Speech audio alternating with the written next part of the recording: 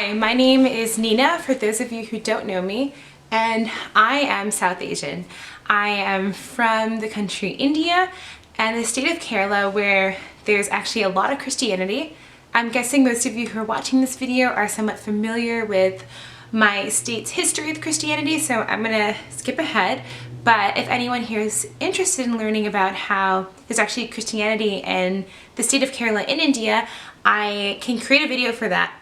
But this video is a South Asian response to the hashtag Black Lives Matter. So I just came back from a conference called Urbana, and I'll have a link down below with some information about what that conference is and what the aim of that was. But one huge idea being shared during the conference was Black Lives Matter and what the Christian perspective would be for that. So I talked to one of my friends. Her name is Mahatma. If you're watching this, hey Mahatma, you're awesome. And basically we spoke a lot about our views and our opinions about this. So to be honest, I grew up in a majority Black and Hispanic neighborhood up until the point I was 9 years old. And then I moved to a predominantly white neighborhood. So I had a huge culture shock coming from a neighborhood where I actually felt like I was a part of the community to coming to a white neighborhood where I definitely did not feel that.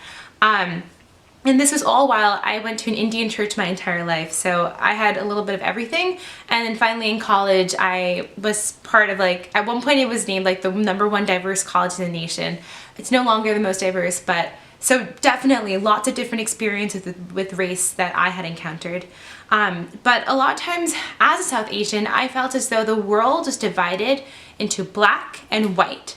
And here as a brown person, I'm caught somewhere in the middle, but the world doesn't see me in the middle. Instead, I feel as though all minorities are just grouped into black. And I don't identify with being a black person any more than I identify with being a white person. It's just not my heritage and not my upbringing. But I had, there's even someone in my high school who would be like, oh, are you black? And I would explain well, I'm Indian. And they didn't understand. They would say, oh, you're black, your skin is black. And they were somewhat joking, but at the same time, it was just a downright refusal to acknowledge me and my race. And that's why, as South Asian, we're not represented in media. The most we see is Priyanka Chopra. Now we're seeing some more people. We see Mindy Kaling, Aziz Ansari, but that's it. We can count it on our hands. So we almost lose our identity as South Asians. But the true value in Black Lives Matter is not like a bunch of minorities or just black people or just Indian people or just Hispanic people coming together against white people. That's not what it's about. And what I really learned about from Urbana was the fact that this means nothing if we divide ourselves, but it's powerful when we have the ability to come together and acknowledge the fact that we are different, but that our differences are beautiful and that we can use our individual privileges to uplift each other and give each other a voice. So this awesome person named Christina Cleveland, she wrote this book, Disunity in Christ, and I am just beginning to read it, but she also shared a talk during Urbana. Well, it was a seminar, and I'll have a link down below which has an article that can kind of explain some of the ideas I'll be sharing. But she talked about something called the Priesthood of the Privileged. And she shared that as a black woman, she was privileged because of her Ivy League upbringing. She was trained to go to an Ivy League since she was a child. And how we, as college educated, or if you're not college educated, as American citizens, or whatever which way, we all have our own privilege.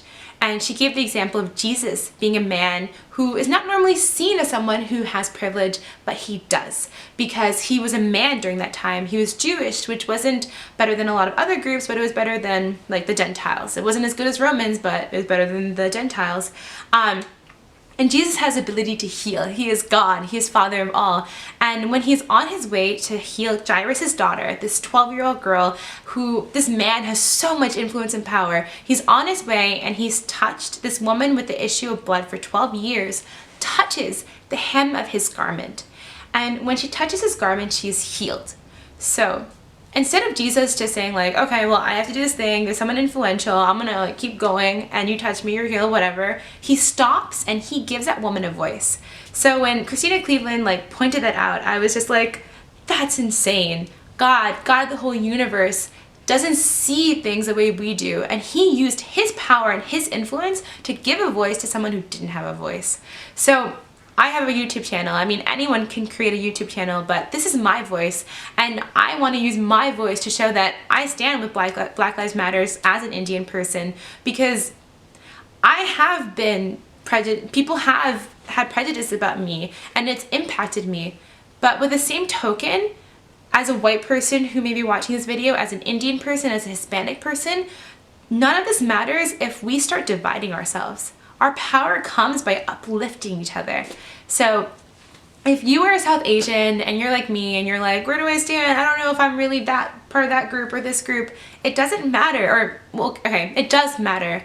But the thing that really matters in this movement is not us rioting or like, I don't know, like it's just not us dividing each other and creating our own subgroups, but coming together, uplifting each other, and using our voices of privilege to help each other during this time. So I hope this video helped you guys out, and thank you for watching.